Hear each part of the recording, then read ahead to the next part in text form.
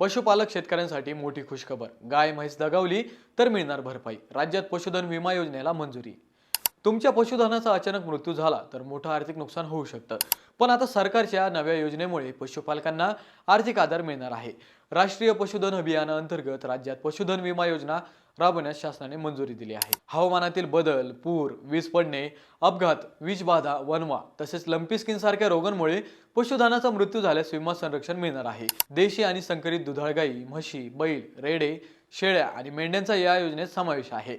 प्रत्येक कुटुंबाला जास्तीत जास्त 10 पशुधन घटकांचा लाभ घेता येणार आहे।